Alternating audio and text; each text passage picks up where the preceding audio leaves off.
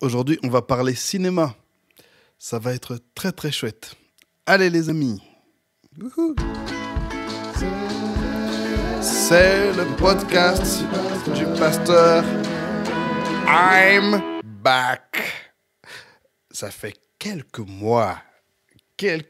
longs mois que je n'ai pas enregistré, ni publié de podcast, ni fait de vidéos. Enfin, j'ai fait quelques vidéos sur ma chaîne YouTube qui n'ont rien à voir, mais voilà.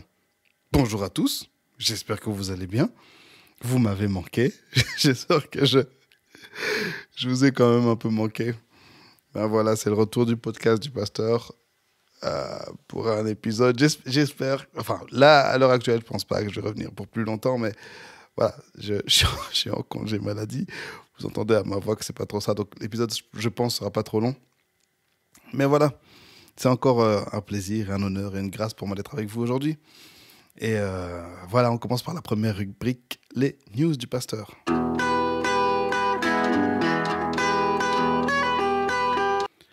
Alors, quoi de neuf ? J'ai pris des longues vacances cet été avec ma famille, on est parti en Amérique. En général, quand je vais en Amérique, c'est un temps où je peux me recentrer, reprendre de bonnes habitudes. Et c'est des périodes où je suis très productif et à la fois j'arrive à me reposer. Mais cette fois-ci, étrangement, le repos et la productivité, ça a été zéro. Je sais pas. Je crois que j'étais peut-être trop fatigué. Avec ma femme, on était peut-être trop fatigués. Juste le fait d'être en famille, ça nous faisait du bien avec les enfants et tout. Donc, gloire au Seigneur pour ça. Mais voilà. Je pensais que pendant ces vacances, je pourrais enregistrer quelques podcasts. Quoique non, j'ai laissé mon ordinateur. Pour la première fois, je me suis dit, je vais prendre de vraies vacances, sans ordinateur, sans micro, sans rien, sans objectif. Ouais, c'était ça aussi peut-être. Je sais pas. Voilà. Mais bon, ma santé n'a pas été super top. Mais récemment, mon docteur m'a dit que c'est peut-être... Ok, je suis un tout petit peu intolérant au lactose. Ça ne me fait pas grand-chose. Mais mon docteur, mon médecin traitant, m'a dit non. Il se peut que ce soit le lactose qui est en train de détruire ton immunité, ton système immunitaire. Ça t'empêche de synthétiser les vitamines, les sels minéraux, etc. Et que ce sera peut-être un jour la porte ouverte à des cancers. Donc... Maintenant, je prends la chose au sérieux. Depuis quelques jours, j'ai arrêté le lactose complètement. Et espérons que ça fasse un petit boost dans ma santé. Voilà. Là, je suis dans une période où j'essaie de retrouver un équilibre par rapport à la santé, l'alimentation, le sommeil, la prière et tout ça. Le sport et le travail et la famille, bien entendu. Ouais. Mais sinon, ça va. Hein. Franchement, ça va. C'est la rentrée, les enfants sont à l'école. Ma petite fille est en classe d'accueil, en maternelle, elle a fini la crèche. Elle s'amuse très bien, elle aime bien. Elle en a vraiment marre de la crèche. J'espère un jour pouvoir faire un podcast avec mes enfants. Ah ouais, je vais faire un podcast avec mes enfants. Vous allez voir, ils sont trop cool. Ils sont vraiment cool et très intéressants à écouter. Ouais, on va faire ça un jour, un podcast en famille. Ce serait très chouette, un épisode comme ça. Ouais. Allez, c'est le dossier du pasteur. Vous voyez, ça fait tellement longtemps que j'ai plus enregistré de podcast que j'ai oublié d'expliquer c'est quoi les rubriques de ce podcast. C'est premièrement les news du pasteur où je parle des nouvelles de ma vie et le dossier du pasteur où je parle d'un dossier en long et en large. Soit dit en passant, je ne sais plus si vous vous souvenez pourquoi j'avais enlevé les questions pour un pasteur parce que je comptais en faire un show totalement à part sur TikTok. Mais je vous assure que le temps... Et là, j'essaie de me refocaliser par rapport... Je suis encore dans les news, on dirait. J'essaie de me refocaliser totalement sur tous les projets que je fais, parce que le temps est devenu très limité et j'essaie de supprimer tout ce qui me prend trop de temps, tout ce qui ne rapporte pas assez à différents égards. Et voilà. Donc, c'est pas le moment encore pour lancer de nouvelles choses, mais ça va arriver. Le dossier du pasteur. En intro, j'aimerais dire qu'à la base, mon prochain épisode, ça devait être sur les États-Unis. L'état de l'Église aux États-Unis. Comme vous savez, c'est un pays que je suis énormément. Je suis très connecté à l'Église en Amérique. Et autant ce que je vois sur les réseaux que ce que j'ai pu expérimenter, c'est ce mois de vacances que j'y ai passé, est très interpellant. Je voulais en parler. Mais avant toute chose, j'ai vécu autre chose qui sert d'excellente introduction à ce prochain épisode. J'ai commencé à regarder des séries sur Amazon Prime Video. Ma femme a souscrit un abonnement Prime Video, donc Voilà, j'ai la chance d'avoir un boulot où parfois tu peux t'asseoir, mettre ton téléphone, tu regardes un film, une série. Super chouette.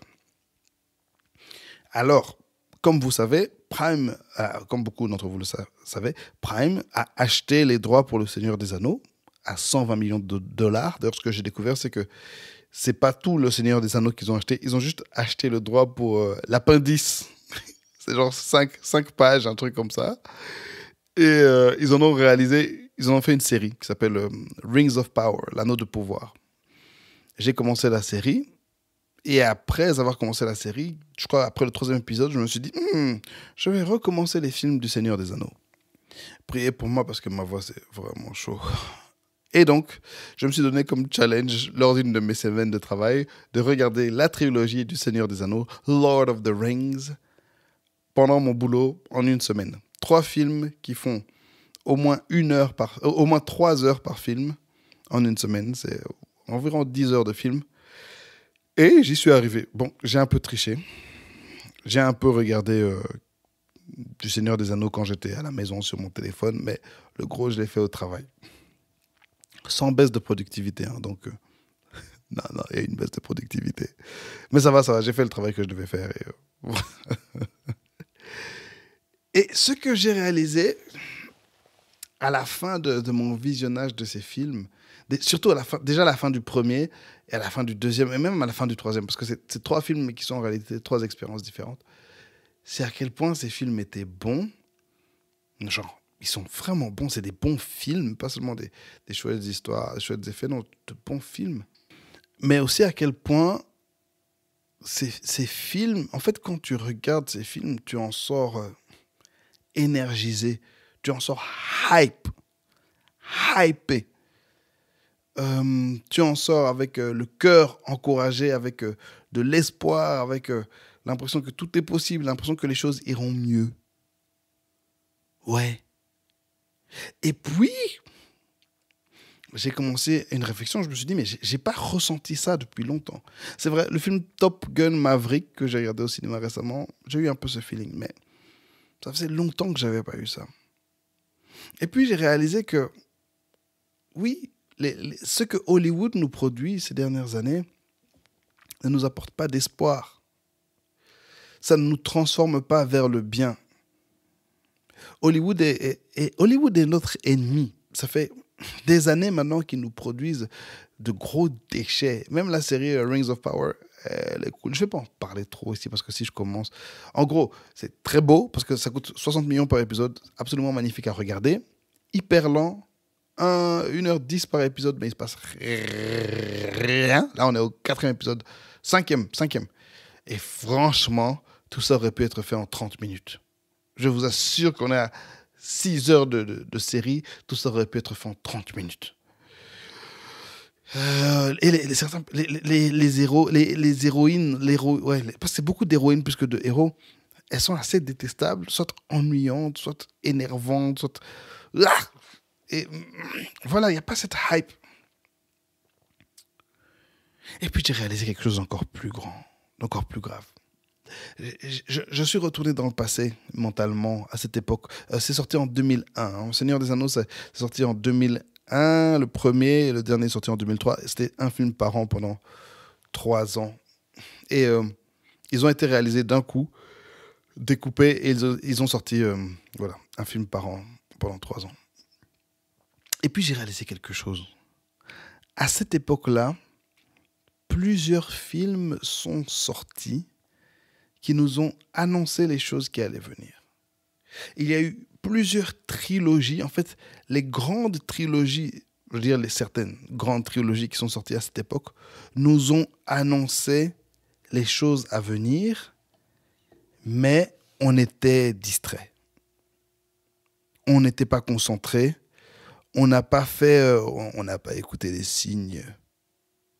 On n'a pas écouté...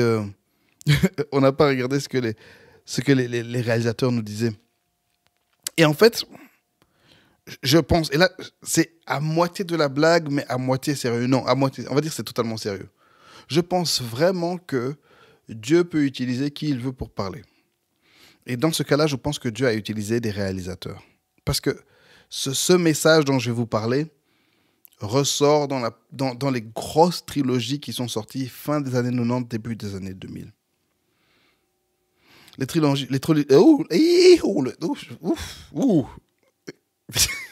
Le français, c'est difficile, surtout quand on est malade. On va y arriver. Mais là, je sens que j'ai plus beaucoup de force. On va essayer de finir ça vite fait. Ça fait que 10 minutes. Oh là là, on va y arriver. Et la trilogie en question, c'est Lord of the Rings, qui est sorti en 2001 jusqu'en 2003. Star Wars, les préquels, qui sont sortis de 99 à 2005. J'inclus aussi Matrix, qui est sorti de 99 à 2003, la trilogie. J'inclus aussi Harry Potter, bien que, premièrement, c'est de la sorcellerie, et nous ne sommes pas des sorciers. Et aussi, je n'ai jamais vraiment regardé. J'ai regardé vite fait le premier. Un peu, un des derniers, je pense le 7e, j'en sais rien. J'avais vu une partie, mais c'était trop diabolique. Et j'ai un peu lu l'histoire sur Wikipédia, mais sinon, voilà. Mais j'avais écouté, je pense, les références à une interview de J.K. Rowling, qui se dit chrétienne, et qui, ce qu'elle dit était assez sensé. À ça, je rajoute, bien entendu, la trilogie des trilogies, c'est la trilogie Batman The Dark Knight, trilogie de Christopher Nolan, qui est sortie de 2005 à 2012. Et je veux aussi quand même rajouter les films Underworld, c'est une série de 5 films pour l'instant, je pense le 6e va bientôt sortir, qui ont commencé en 2003, etc., etc. Et quand je regarde toutes ces trilogies, je vois un message commun qui en ressort. Mais je vais essayer de faire de mon mieux pour essayer de bien parler de ça, parce que c'est tellement important. On va commencer avec la première trilogie, c'est Star Wars, les prequels, les préquels. J'ai découvert le mot français, c'est prequel, c'est-à-dire un film qui se passe... donc la chronologie se passe avant le film qui le précède. Et en fait, on peut dire préquel en français, ou bien on peut dire une anthologie. Voilà, comme ça on a tous découvert quelque chose. Et en fait, c'est les épisodes 1, 2, 3, la menace fantôme, l'attaque des clones et la revanche du Sith, de 99 à 2005. Donc, ces films nous racontent en gros comment le jeune Anakin Skywalker est devenu un maître des Jedi, et ensuite il est devenu Dark Vador dans les films classiques qui sont sortis dans les années 70 et 80. Ok ? Ça raconte son enfance sur la planète, c'est la planète Naboo ou Tatooine. Il vient de Naboo ou de Tatooine? Sur la planète Naboo, il vient de la planète... je sais plus. Peu importe, espèce de nerd. Et comment les Jedi l'ont pris. Qui-Gon Jinn, Obi-Wan Kenobi sont les 2 Jedi qui l'ont pris sous leur aile, l'ont entraîné. C'est devenu un grand maître Jedi, un général de l'armée. Et finalement, dans le 3e film, par amour et par peur, il se transforme en Darth Vader. Il rejoint le côté obscur et les Sith. En fait, ces films nous parlent d'un... Ah oui, soit dit en passant. Tous les films que j'ai mentionnés, à part Harry Potter, parce que je reste un chrétien pentecôtiste, hein. À part les Harry Potter, là, jamais. Harry Potter, comme disait ma mère. Donc c'est ça, Harry Potter. Alors j'étais dans l'avion avec elle. Et puis, voilà, c'était à l'époque encore, il y avait les films sur les grands écrans, là. Et puis ça passait, et puis ma mère a dit, donc c'est ça, Harry Potter. Ok, voilà, donc ne regardez pas Harry Potter. Mais, allez voir tous les films que je mentionne. Même si certains sont un peu nuls, comme les prequels Star Wars, ils sont un peu nuls dans le sens où le rythme n'est pas top, le jeu d'acteur n'est pas top, mais c'est un grand voyage. C'est chouette pour votre imagination, c'est chouette pour votre cœur, ça va faire du bien à votre esprit, c'est génial. Vous allez passer des bons moments.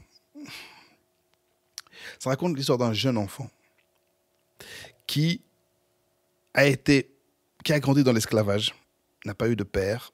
Sa mère était esclave, lui-même était esclave. Il a grandi dans la souffrance.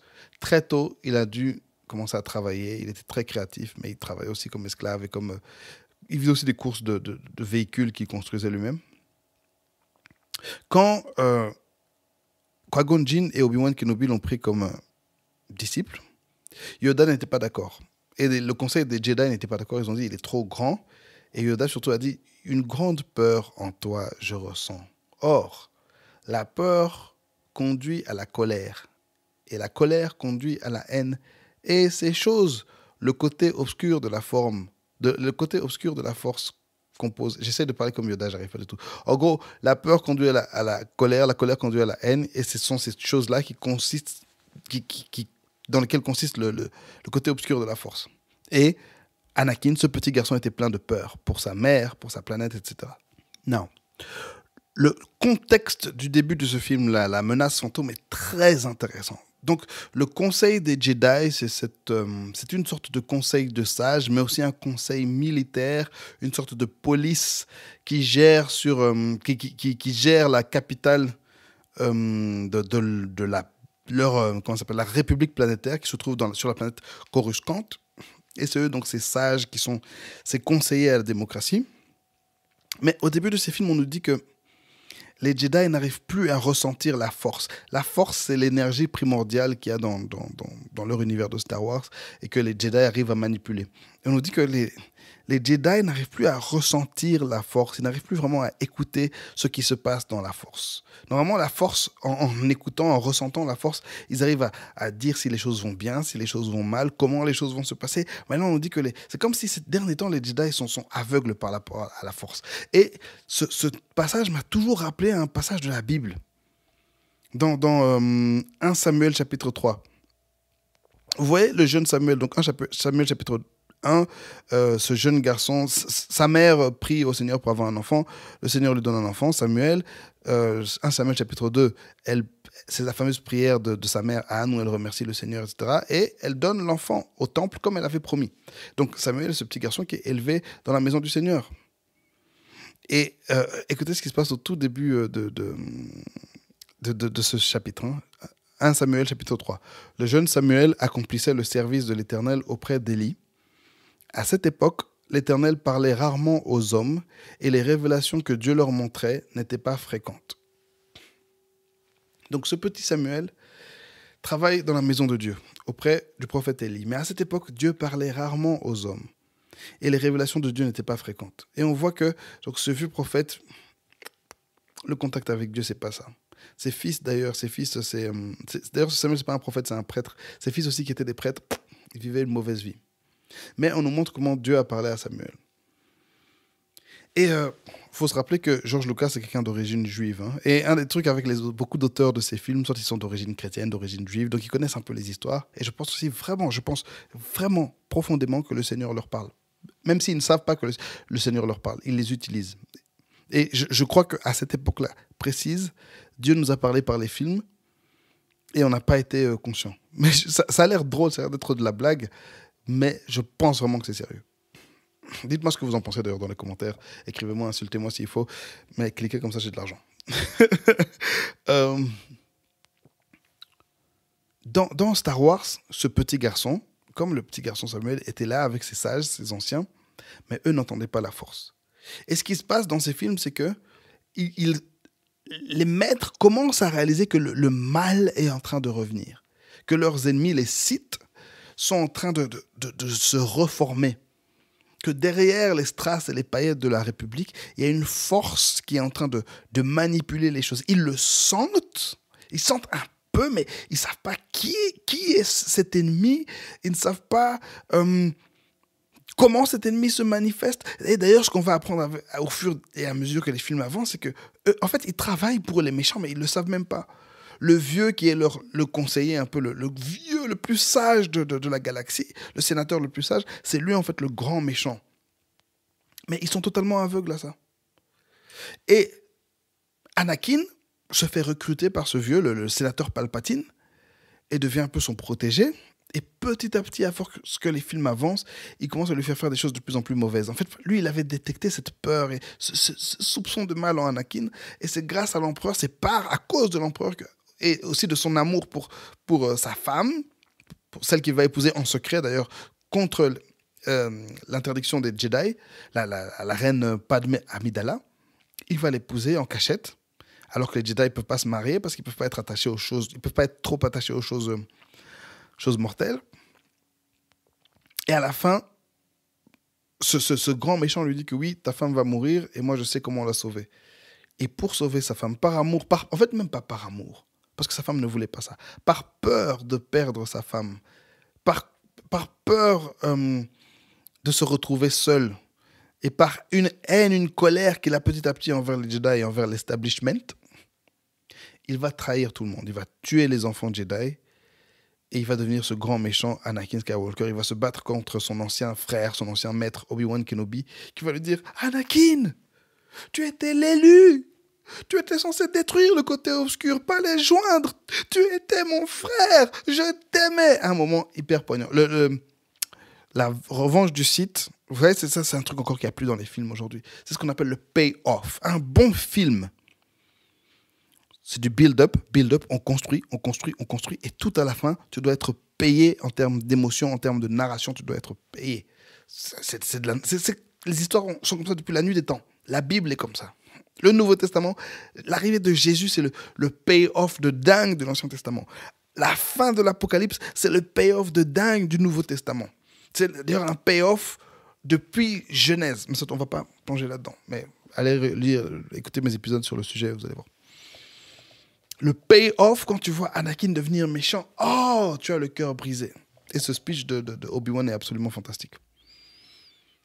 En fait, donc, ce petit garçon qui devait normalement grandir dans l'innocence, ne pas être mêlé à toutes ces histoires politiques, ils ont fait l'erreur de le mêler à la politique, et à cause de ça, le mal l'a rempli, et il est devenu le plus grand ennemi de la liberté des humains et de la galaxie. Allons vers le Seigneur des Anneaux. Donc là, on était en 2003. On était en 98, ça a commencé. Hein. Star Wars, ça a fini en 2005. Entre-temps, le Seigneur des Anneaux arrive. Bon, il y a Matrix qui est arrivé en 99, mais le Seigneur des Anneaux arrive et nous dit... Frodo, donc c'est l'histoire dans la terre du milieu, ce monde lointain, le seigneur des ténèbres qui s'appelle... c'est quoi le nom de ce type? Sauron, le seigneur des ténèbres. Il y a longtemps, avait forgé 20 anneaux, il en a donné 9 aux humains, 7 aux nains, 3 aux elfes. Des anneaux très puissants qui leur permettent de faire toutes sortes de choses. Mais il avait créé en secret un anneau pour les dominer tous, pour les contrôler tous, l'anneau du pouvoir, qui était pour lui-même. Il y a très longtemps, les humains, les elfes, les nains se sont réunis pour affronter Sauron. Ils l'ont vaincu, mais un humain, Isildur, n'a pas détruit l'anneau. Parce que pour détruire l'anneau, il faut aller le plonger dans le mont Doom, Mount Doom, je ne sais pas comment on dit ça en français, au cœur de Mordor, le domaine de Sauron, le Seigneur des Ténèbres. Alors notre histoire commence où il y a Frodon, ce petit hobbit. Les hobbits, c'est comme des petits hommes, c'est pas vraiment des humains. C'est une autre race. Son oncle Bilbo lui donne cet anneau. En fait, c'est lui qui avait l'anneau toutes ces années, pendant quelques années. Et il lui donne cet anneau. Il dit, écoute, je ne peux plus garder cet anneau. Je sens que les choses deviennent bizarres. Prends l'anneau. Et Gandalf, le magicien, lui dit, ouais, en fait, Frodon, le mal est en train de revenir. Tu dois détruire l'anneau. Et en fait, ce qui se passe au début du Seigneur des Anneaux, c'est qu'on sent effectivement que le mal revient. Et encore une fois, comme dans Star Wars, il y a cette idée que le mal est en train d'arriver. Le mal est en train de se reconstruire. Il y a un cataclysme, une catastrophe, quelque chose de maléfique qui est en train de se passer. Et ce qui est fort dans Seigneur des Anneaux, on dit vraiment que c'est même dans la nature, dans les arbres. Ils le sentent. Quelque chose est en train de se construire. Mais il faut que Frodo aille jeter l'anneau, détruire l'anneau. S'il détruit l'anneau, il pourra détruire tout le pouvoir de Sauron. Parce que Sauron a mis son pouvoir dans l'anneau. Et là, on forme ce qu'ils ont appelé la communauté de l'anneau. Donc, dans le premier film, Fellowship of the Ring, où il y a Frodo et ses 3 amis Hobbit, Merry, Sam et j'ai oublié son nom, plus un nain, Gimli, un elfe, comment il s'appelle l'elfe? Allez, le tout cool là, tout beau, il est magnifique, Orlando Bloom, Legolas, et 2 humains, Boromir et Aragorn, ainsi que Gandalf le magicien, vont partir ensemble pour aller détruire cet anneau. Certains, dont Boromir, c'est un prince humain, il dit non, donnez-moi cet anneau, les humains, nous on peut l'utiliser, etc. Et on lui fait comprendre clairement que non. Les humains, on a un cœur trop corrompu. La dernière fois, c'est à cause de nous qu'on n'a pas détruit l'anneau. Parce qu'une fois que tu prends cet anneau, en fait, il change ton cœur. Il te rend mauvais. En fait, il commence petit à petit à te ronger de l'intérieur et te rendre mauvais. Et il fallait que ce soit Frodo, l'enfant innocent, enfin, on va dire que c'est un enfant innocent qui prenne cet anneau accompagné de ses adultes pour aller jusqu'au bout. Et là, à la différence de Star Wars, ce qui se passe, c'est que Frodo n'est pas véritablement mêlé aux affaires politiques. Déjà, à la base, Frodo n'a pas de peur. C'est vraiment quelqu'un... Il a été élevé dans l'innocence. C'est vraiment quelqu'un qui... Littéralement, il a le cœur pur. Et lui et ses amis hobbits, ils ont le cœur pur. Et c'est ça, en fait, qui leur permettra d'arriver jusqu'au bout de la quête. Alors que les grands, les forts, les anciens, les elfes, les humains, les nains, se battent pour lui. Littéralement, à la fin du Seigneur des Anneaux, Frodo et Sam sont près du trou où ils doivent jeter l'anneau. Et tous leurs amis sont de l'autre côté, ils disent, nous, on doit maintenant prendre les armes, faire la guerre pour vaincre Sauron et que le monde soit sauvé. Aussi, ce qui se passe, c'est que réaliser que toutes les races réalisent que, OK, on a nos intérêts. Parce que les elfes, les humains, les nains ne s'entendent pas super bien. Mais ils disent, OK, on ne s'entend pas. On ne se fait pas confiance. On ne s'aime pas et on a nos propres chats à fouetter. Mais il y a un mal trop puissant qui arrive. On doit s'unir pour vaincre le mal. On doit se mettre tous ensemble pour vaincre le mal. Et à la fin, ils disent tous, pour Frodo, et ils attaquent en fait les forces de Sauron, pendant que Frodo et Sam jettent l'anneau dans le trou. Soit dit en passant, dans le livre et aussi dans le film, tout à la fin, Frodo n'a pas la force pour jeter l'anneau. Il est aussi corrompu par l'anneau. Mais c'est Gollum qui attaque. Gollum, c'est un petit monstre là, qui avait eu l'anneau et qui a été totalement corrompu par l'anneau. Il prend l'anneau, mais il tombe. Ce qu'on dit dans le livre, ce que le film n'explique pas, mais ce qu'on dit dans le livre, c'est que c'est leur Dieu. En fait, le Seigneur des Anneaux, c'est un truc foncièrement chrétien. Hein.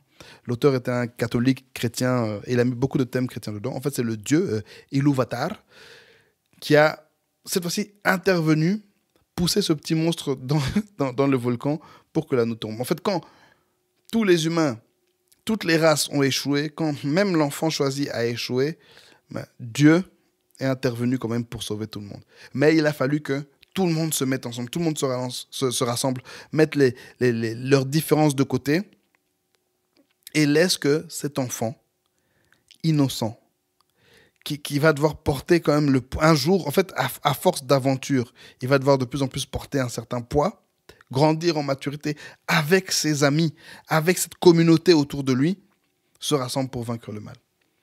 Et c'est ça l'erreur dans Star Wars, en fait. C'est que Anakin, on lui a donné trop de responsabilités. À la fin à partir de l'épisode 2, il devient un général. Général Kenobi. Non, général Skywalker. Et il est trop investi. Il est trop investi dans les histoires politiques. Et il n'a pas cet entourage autour de lui qui le protège. Il n'a pas ces adultes autour de lui qui font tout le travail à sa place. Il est trop investi en fait dans la politique. Et c'était déjà un enfant qui à la base n'avait pas cette innocence. Et je crois que ces films nous ont prévenu de plusieurs choses. Premièrement, il y a le mal qui arrive. Le mal est en train de se construire, le mal est en train de se fortifier. Il y a un mal qui dépasse même tous vos problèmes religieux, tous vos problèmes politiques, tous vos clivages que vous avez dans ce monde. Le mal est en train d'arriver et vous devez vous réunir pour le vaincre. Et ensuite, le rôle des enfants est essentiel. N'élevez pas les enfants dans du n'importe quoi, ne les mêlez pas à vos histoires. Laissez les enfants être des enfants, de sorte que mais éduquez-les, entourez-les, de sorte que le jour où il faudra vaincre le mal, vous pourrez compter sur eux. Et nous, dans la société actuelle, on a trop mis les enfants dans nos trucs. On a laissé les enfants devenir des adultes trop vite.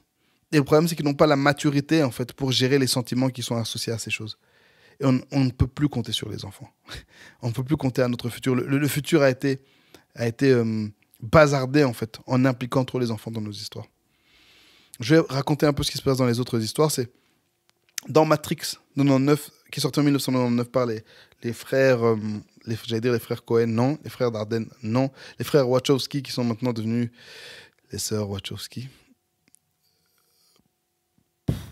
Allons de l'avant. Dans cette trilogie de films, on nous parle du fait que le monde dans lequel on vit, ce n'est pas le véritable monde. Il y a un monde derrière qui est contrôlé et qu'on doit se libérer de ce qui se passe ici pour avoir la véritable liberté. Encore une fois, il y a un mal derrière le monde qu'on vit, derrière les choses qu'on voit, derrière la banalité du quotidien.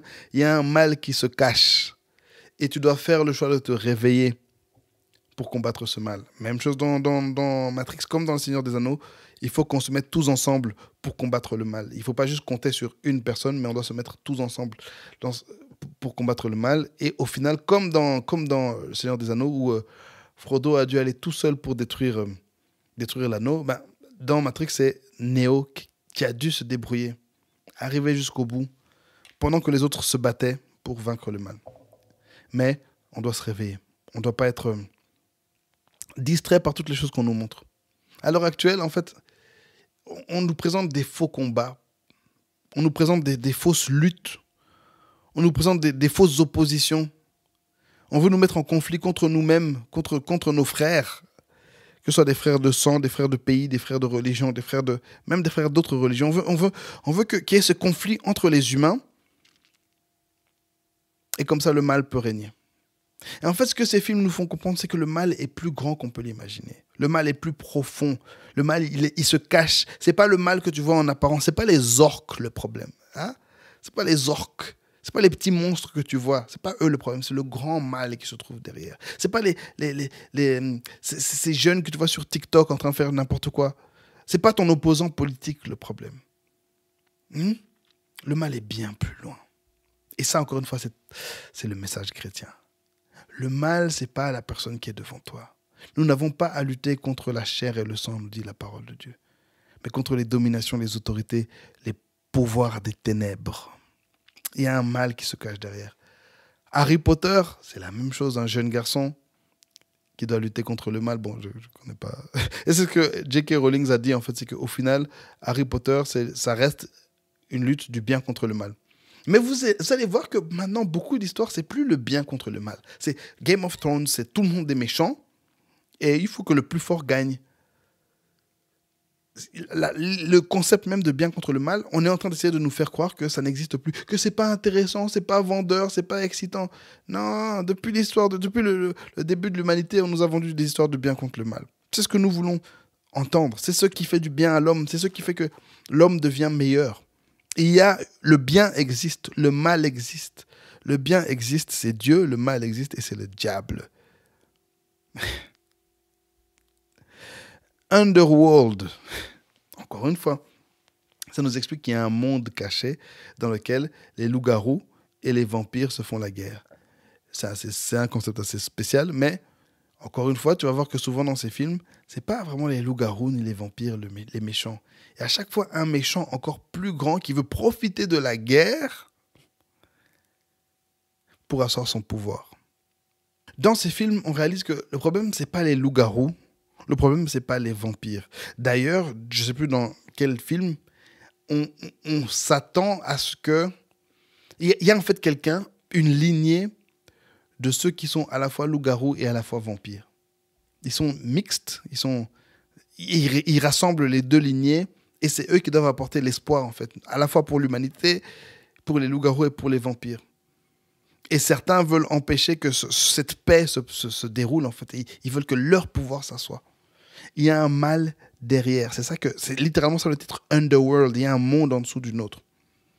Et finalement, la trilogie de Dark Knight, Batman. Peut-être mes films préférés sur toute la Terre. C'est bien possible, mais je ne suis pas sûr. Je suis plus sûr. En fait, au final, on s'en fout. Hein. Premièrement, le héros qui se sacrifie. Batman, voilà. Depuis le début, mais jusqu'à la fin, cette trilogie se termine par un sacrifice final de Bruce Wayne, de Batman. Ensuite, il y a cette histoire toujours d'un mal qui se dresse derrière ce qu'on peut penser. Dans le premier film, on a Ra's al Ghul qui dit « Je fais partie de cette société secrète. Depuis le début de l'humanité, on incendie les villes, on détruit les villes quand on considère qu'elles sont devenues trop abîmées, trop maléfiques. Et en fait, ils se présentent comme des justiciers, mais au final, ils font du mal aux gens. Ils croient qu'ils sont au-dessus, qu'ils sont meilleurs, mais non, au final, c'est eux les pires, c'est eux qui contrôlent les choses, et ils sont des agents de la destruction du monde. Et Batman doit les arrêter. En même temps, on a le Scarecrow, comment ça s'appelle, l'épouvantail, qui essaie d'utiliser les peurs des gens. Qui essaie d'utiliser les peurs des gens pour que le mal puisse faire ce qu'il veut de nous. Utiliser nos peurs. Je ne sais pas si vous voyez ce truc d'utiliser nos peurs. C'est ce qui se passe dans Star Wars, c'est ce qui s'est passé dans Batman. On essaye d'utiliser nos peurs pour nous faire n'importe quoi. Dans le 2, il y a le merveilleux, le magistral Joker joué par le merveilleux Heath Ledger. Et à la fin, D'abord, Joker, il se présente comme un agent du chaos. Un agent du chaos. En fait, il se présente comme si, oh non, moi je suis là, moi je suis quelqu'un de random, je fais ce que je veux, la liberté. Mais à la fin, il présente les humains devant un dilemme. Est-ce que vous préférez être égoïste ou bien vous préférez compter sur la bonté des autres? Et à la fin, l'humanité choisit le bien. Mais Joker les a mis devant ce choix. Vous voyez, c'est ce truc où... En fait, donc, pour ceux qui n'ont pas vu les films, il y a 2 bateaux, ok? Un bateau rempli de prisonniers et un bateau rempli d'individus, de gens normaux. Et sur chaque bateau, il y a un explosif. Et sur chaque bateau, il y a le détonateur qui permet de faire exploser le bateau à côté. Et il leur dit, écoutez, soit vous faites exploser le bateau adverse, soit je ferai moi à telle heure exploser les 2 bateaux. Donc vous avez le choix, soit on fait exploser les autres et nous on vit, soit on attend et on explose tous. Et à la fin, au final, ils ont attendu. Batman a arrêté le Joker, mais personne n'a choisi de faire exploser les autres. Donc ils ont choisi le bien. Ils se sont dit, on peut... Et surtout pour ceux qui n'étaient pas des prisonniers, ils se sont dit, mais c'est vrai, ce sont des prisonniers, mais c'est des humains. Vous voyez? C'est ça le truc qu'on est en train de perdre maintenant. Ce sont des créatures de Dieu. Peu importe ce qu'ils ont fait, peu importe leur passé, peu importe ce qu'ils pensent, ce sont des créatures de Dieu. On ne peut pas les faire exploser. Même s'ils semblent être nos ennemis, mais on ne peut pas les faire exploser. On peut pas laisser le mal nous dicter quoi faire. Vous voyez? Ça, c'est les trucs qu'on est en train de perdre maintenant dans les débats philosophiques, les débats de société pour l'instant. On est ensemble. On est des créatures de Dieu. On est des enfants de Dieu. Et nous, les chrétiens, surtout, on devrait être la lumière du monde.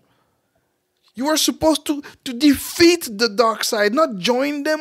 On était censé être ceux qui allaient vaincre les ténèbres, pas nous rejoindre à eux.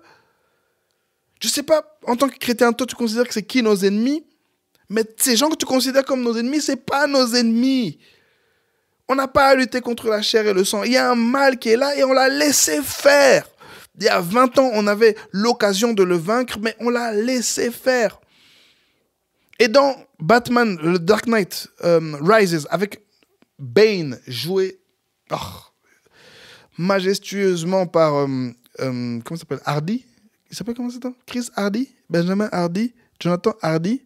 Comment il s'appelle cet homme? Savez-vous? Hardy Bane. Je vais taper sur Internet. Bane Hardy. Comment il s'appelle? Tom Hardy. Voilà, Tom Hardy. Bane. La voix... Et je connais plus les phrases de Ben. Ça fait tellement longtemps que j'ai écouté que j'ai regardé ce film. Ça veut dire que je dois regarder. Ok. Objectif de la semaine suivante. Regardez. Trilogie Batman. Ça va. Mais voilà. Bane se présente comme un justicier. Il se présente comme quelqu'un qui vient mener une révolution. Oui, on vous a menti. Les riches, ceci, cela. Mais je vous donne... Et ça, il amène en fait une justice qui est une fausse justice. Il libère les prisonniers. Encore une fois, ça peut sembler, oh oui, une bonne chose, on est dans un régime oppressif. Mais il libère les prisonniers pour les laisser dans la nature, pour instaurer un régime avec une justice expéditive, où les gens ne sont pas en sécurité, enfermés dans une ville. Une fausse justice, un faux libérateur. Au fond, c'est le mal. Et pour vaincre le mal, il faut que les justes se sacrifient. Heureusement, Jésus est déjà mort pour nous tous et on ne doit pas mourir comme Batman, mais il faut que les justes se lèvent et disent « ça suffit. Vous n'êtes pas nos ennemis, mais le mal est notre ennemi. Je ne te veux pas du mal, je ne veux pas qu'il t'arrive du mal à toi. Je sais qu'on n'est pas d'accord, mais on doit se mettre ensemble. Surtout nous les chrétiens. On ne doit pas affronter des groupes de gens. C'est pas les LGBTQ ou je sais pas quoi nos ennemis. C'est pas les musulmans nos ennemis, c'est pas les socialistes nos ennemis, c'est pas les libéraux nos ennemis. On peut dire que les sociétés secrètes peuvent être nos ennemis, mais ces personnes-là sont des êtres humains.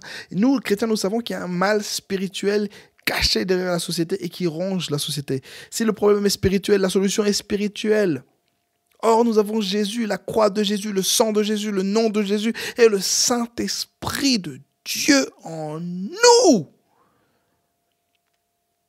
Les films nous avaient prévenus et on a laissé la société être divisée. Les films nous avaient prévenus que le mal arrivait et on a laissé le mal arriver. On nous a eu par la peur. Je ne sais pas si vous réalisez qu'au milieu de tout ça, il s'est passé le 11 septembre 2001. Star Wars, c'était 98. Matrix, 99. Seigneur des Anneaux, 2001.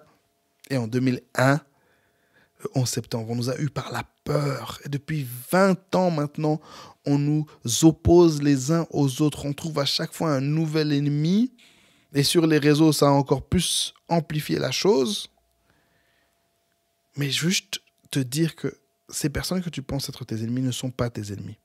L'ennemi, c'est le mal, le péché, le diable, la mort. Et Jésus-Christ a déjà vaincu toutes ces choses. Marchons dans la lumière, marchons dans la vérité. Consommons de bons films. Allez voir ces films et réfléchissez à ce que je vous ai dit. Faites attention à ce que vous consommez comme musique. Faites attention à ce que vous consommez comme série, comme film, parce que ça va affecter votre manière de voir le monde. Faites attention aux personnes que vous suivez sur les réseaux. Ne suivez pas des personnes divisives. Ne suivez pas des personnes qui veulent vous encourager vers une direction néfaste. Faites attention, la guerre est spirituelle et c'est votre esprit qui est au centre. La bataille, la bagarre, la guerre, c'est une guerre pour votre esprit et pour votre âme. Ne vous laissez pas avoir. Soyez des agents de la lumière. Que Dieu vous bénisse.